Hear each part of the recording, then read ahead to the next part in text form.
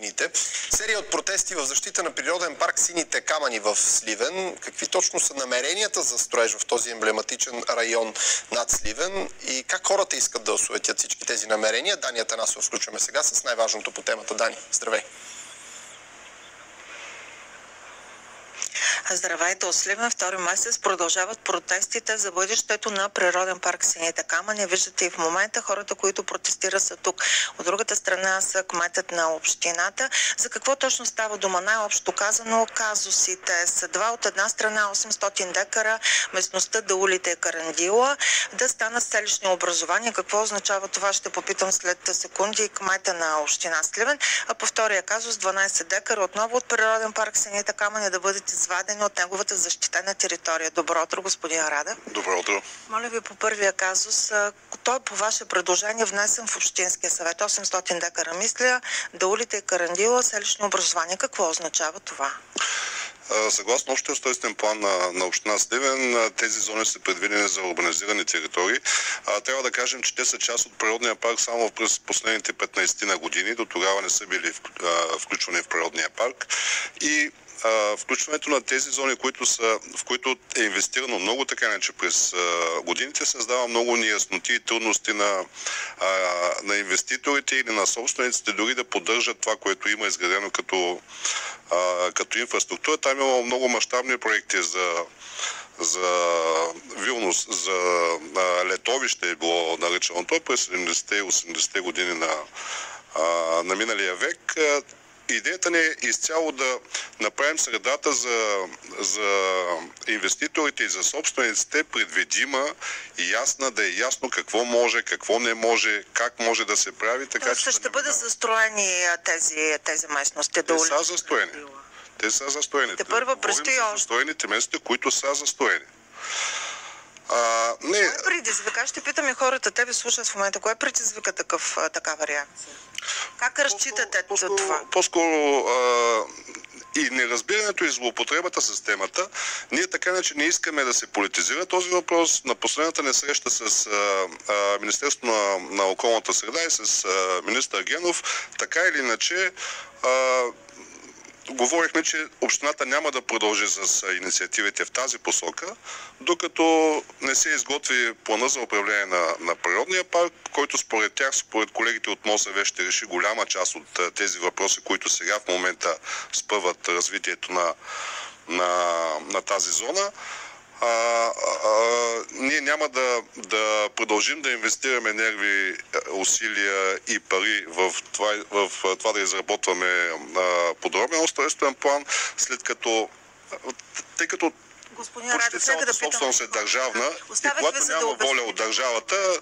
Разбирам. Да. Нека наистина да питаме хората. Слушам ви, добро утро, моля ви да се представите. Живко Колев се казвам, гражданин. Господин Колев, това, което чухте, така удовлетворява ли? Аз приветствам заявлението на господин кмета. Има прогрес и развитие спрямо последната ни среща. Даулите и Карандила, чухте какво ще бъдещето има? Не, той приема нашето предложение за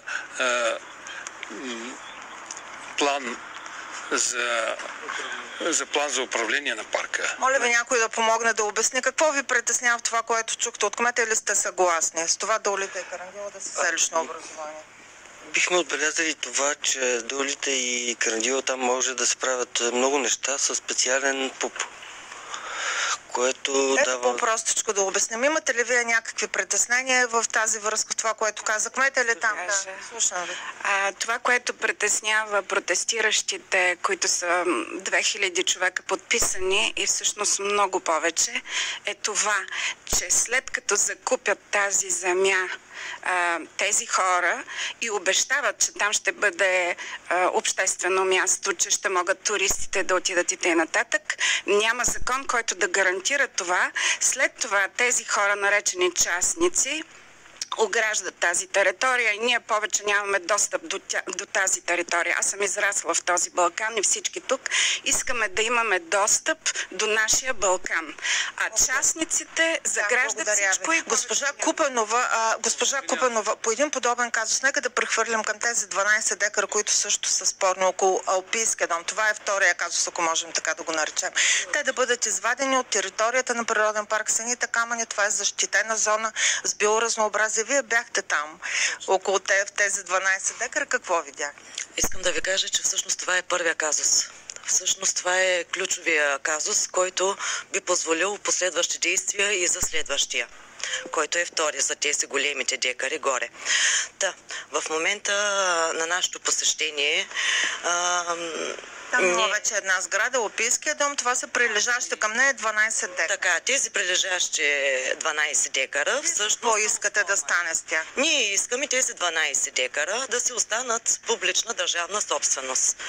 Да не бъдат прехвърляни в лична собственост и да бъдат достъпни за всички граждани, не само на Сливен, но и на България. Какви аргументи? Моля ви, Георги Бължов. Ами аз считам, че наистина най-важното, което първо трябва да се направи, е да се приеме план за управление на природния парк. Защото докато няма такъв план за управление, няма да се решат казусите. И този, заради който наистина сме се събрали, е заради бившия Алпийски дом, който в момента се опитват да прехвърлят собствеността на земята, която е публична. Опитват се да извадят от парка с някакви неверни твърдения, че там няма гора, че няма вода, че няма защитени видове. И крайният резултат ще бъде, че ще отворят една врата, вследствие на която и останалите 800 декара, които се намират горе на Карандила и на Даулите, по същата процедура ще почнат да ги застрояват. Защото горе сградите в момента могат да се ремонтират, никой не пречи на това. Има много положителни примери, които съществуват в момента, който се е качвал на Карандила последната една-две години. Знаят за какво става дума. Да, така е. Колеги, темата наистина е много дълга. Не можем да изчерпим в толкова кратко време. Втори месец вече върви това недоволство. Има още какво да следим и ние от институциите. Отговор е много важен от страна на областния управител за тези 12 декара. Той казва, че когато са строени сградите в имота, за който има искане да бъде изваден от природен парк Сините камъни, паркът още не е съществувал. Техният собственик има вечни права в имота. Това е към момента. Ние, разбира се, ще следим допълнително целият този казус, който остава отворен. Моля ти, Дания Танасова от Сливен, с недоволните хора, които не искат застрояване на природен парк Сините камъни. А ние продължаваме.